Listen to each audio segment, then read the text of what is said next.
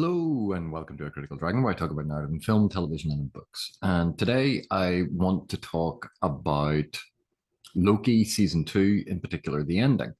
The reason I want to talk about it is it goes to an aspect of how we analyze adaptation in particular, but also how we analyze narrative and how sometimes we can overlook really important elements. Because Loki season 2 ends with a particular thing. And there's been a lot of fan discourse trying to explain the ending, trying to um, outline everything that the ending means. And in a lot of the discussion, and this is by some very intelligent people who know Marvel and the character of Loki and all the different iterations of Loki in all of the comics far better than I do. They've come up with some really interesting and intriguing theories. But weirdly enough, when they talk about it, the focus is always on, well, there's this aspect from the comics, and that's what they were doing. It's always going to the comics, going to the source for where this character came from to get the clue to explain the ending. Now, if you haven't seen it, this is going to spoil the ending of Loki season 2, but it's not, you don't really need to know. I'm going to give you the basics of what you need to know in order to understand this point, because this has to do with analyzing what the show did, understanding what that actual narrative was doing, and then thinking about other elements. And I think for the vast majority of people discussing this, they overlook one incredibly salient and important point. At least I think it is important. I think it is salient. I think it is how we are meant to interpret this ending. So to lay it all out for you, yes, spoilers for Loki season 1 and season 2. But in essence, the entire aspect of what the Loki TV show was about was sitting at the end of time is this character, he who will remain. And he is a variant of a Marvel character called Kang, Kang the Conqueror. But the Loki TV show presents it as he who will remain essentially manipulates all of the divergent realities created so that only he is the one who survives. The interdimensional or intertime, multi-universal wars that his various variations, alter egos, will inevitably get involved in, because he is a variant of a character called Kang. Kang jumps across timelines and kills people and is always trying to conquer everything, Kang the Conqueror. And so he sets up a mechanism called the Loom, which ensures that any of these alternate timelines never exist. And if something happens, he sets up an organization called the TVA, the Time Variance Authority, to go out and prune these timelines, to destroy them, to get rid of the variations, so that only the sacred timeline remains, the one timeline that he remains in control of. At the end of season 1, Sylvie kills he who remains, and suddenly there are all of these branching timelines. That's where season 2 picks up. In season 2, they realize that the Loom that is maintaining all of this cannot handle this growth of all of these multitudinous new timelines. And so there's a whole storyline about them trying to work out how to fix the Loom. And they find a variant of He Who Remains. They find one of these variants who's an inventor. And it may be that it's irrelevant really about whether or not this person actually turns out to be He Who Remains, or is just a variant of it. Essentially, it's the same character. But he is an inventor. He has all of these different prototypes. It's clear he's a genius, but the prototypes all have flaws. The prototypes, he's a bit of a flim-flam artist, a bit of a con artist. But Loki then goes through all of these different timelines and iterations, like Groundhog Day, constantly jumping back into his own timeline, trying to relive things, to fix things. And through all of this, he learns about time. He learns how to manipulate time. He learns how to manipulate his own timeline. And ultimately, they realize that the loom can't be saved. No matter what they do, it can never be made big enough to deal with all of these new branching timelines. Either they go back to what they were doing before, which is pruning these timelines, which is destroying entire universes, entire lives, or the loom explodes. So Loki reconfronts that moment in his past, which is in the far future, of meeting He Who Remains. And they have a discussion. And He Who Remains basically lays out two options. One, you let Sylvie keep killing me every single time that this happens. She'll kill me, the loom will explode, the timeline will reset, and then we go through it all again. That's option one. Option two, you kill Sylvie, and basically the two of us will rule over time together, and we will maintain the sacred timeline. That's it. Those are the options that Loki is basically given. Loki chooses a third option. And this is where a lot of the discourse that I have seen kind of veers off from what I think the story is actually about. Loki lets the loom explode, and all of these timelines then are dying off and they're not being maintained. He strides out, he starts grabbing these timelines and infusing them with his own energy. And he gathers them to him and he walks to where the throne is that He Who Remains eventually ended up sitting on, sits down, and all of these timelines are anchored through him. And then the camera slowly pans out, and we see that these timelines, it's not random, it's not chaotic, it's actually a giant tree. It's like Yggdrasil, the world tree. And that this image, Loki is at the center of it on a throne, all of these things bound to him. And now we have this giant multiverse growing. And in a lot of the fan discourse, it's, oh, Loki has become the god of stories, because there's a comic book where this happens. And in that, Loki then controls reality. He can write reality. But think of the imagery.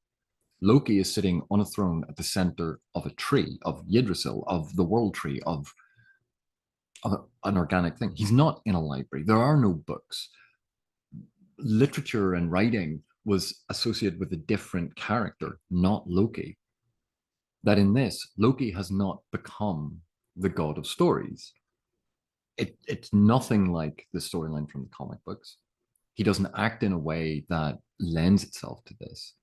And it's really quite often people seeing this in the comic book and going, well, that must explain that, because now he controls reality. And I don't think that's what it is. Another point that was raised, which I thought was actually quite brilliant because it was something I didn't know about. There is a character who appeared very briefly in Marvel, and it's a variation of the mythological character of Atlez, and I think it's called Atlez or something, but essentially a cosmic being that anchors reality. So just like Atlez, where Atlez held the world on his shoulders, this titan, this character in the Marvel cosmology anchors reality, sits in a throne, and all reality is anchored through him. Now, that is far closer to the position that Loki is in the end of season 2. It matches all of these timelines, all of these universes and variations of universes are anchored through him on a throne. And so, yeah, that's probably where they got the idea from. That's probably kind of the thing that they're going for. But even with that, that doesn't explain what is going on, at least to me. Because for me, there's a bigger point here. He Who Remains created a mechanism, the time loom, and then created a bureaucracy, another mechanism to maintain the time loom in order to control the multiverse, in order to control these multiple timelines and alternate realities. He created these flawed mechanistic things in order to control. Loki destroys that in favor of something far more natural, a tree, allowing growth.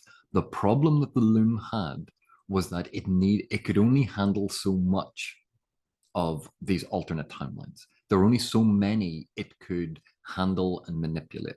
And therefore, all of the others had to be destroyed. This was an artificial, mechanistic imposition on the natural order of how the universe and the multiverse was meant to unfold. It was an imposition of power onto the system to control the system to get the result that he who remains wanted. Loki rejects that. Loki rejects the notion that you must control. Loki's character evolution has gone from, in the early days of the MCU, a spoiled, arrogant, angry prince who wanted to rule, who wanted people to bow down before him, who wanted to control everyone. He sought power in order to control and self-aggrandize. We see a complete reversal here. Loki essentially sacrifices himself to give up control, to allow other people to live their lives and have their own free will, to have their own control, something that is far more natural. He allows the mechanistic, the artificial imposition of power to be destroyed. And in its place is something organic, something that can grow, something that can nurture. And yes, some branches will die off, but other branches will grow. It's all about organic, sustained growth, something that the mechanism could not handle. And it's because Loki chose to sacrifice himself to sit at the center of this, to form that anchor point so that the rest of the multiverse could survive. So it's a rejection of the imposition of power and an acceptance of a leader sacrificing themselves for the greater good. The rejection of a cold, mechanical way to limit and control the universe, and instead support, guide, nurture, and allow to grow. And that's why I think the image of Yggdrasil, the image of all of these timelines, this multiverse as a giant, healthy, growing, beautiful cosmic tree, ties into all of this with Loki at the center of it, helping maintain it, being its heart. This organic and natural approach allows for the multiverse to flourish in the way that it was always meant to. And for me, that is a far more compelling and interesting way to think about the ending rather than trying to find which aspects of which particular comics that this thing is. In a sort of, I see A, I'm now going to look over here to see if I can find B and pair them up. For me, looking to see what the story is telling, and that being the first place that we go to, try and understand what the narrative is in front of us. What is it telling us? And then the whole story about Atlez, that's fascinating. That ties into it. That it doesn't explain it. It's a part of it. But what we see is the rejection of the the binary, the simplistic binary that He Who Remains had, the rejection of his flawed systems of control in favor of free will, in favor of giving the power back to the people involved. And yes, it will result in some strife. Yes, it will result in loss and tragedy, but it will also result in love and all of the good things. It's about the natural order, growth and life, death and decay. They're part of a balance. And Loki now has brought balance to this, has returned the multiverse to the state it should have been in if it hadn't been interfered with. And so this, it is this point about when we read narratives, when particularly adaptations or things that have connections to other source material, we so frequently blind ourselves to what is happening in the narrative in front of us because of our desire to find those connections to the source material, that we don't pay attention to what the actual narrative is telling us, because we want to have the secrets. We want to know the things that other people who haven't read those comics know, or those books. If you haven't read them, oh, you're not going to know this. You're not going to get it. And yet, I haven't read a bunch of the Loki comics. I can perfectly understand the TV show, and I can find nuance and meaning and understanding in the TV show that these incredibly expert, well read, knowledgeable comics experts, they don't talk about this organic nature of it because they're so focused on their knowledge and understanding of Loki from the comics.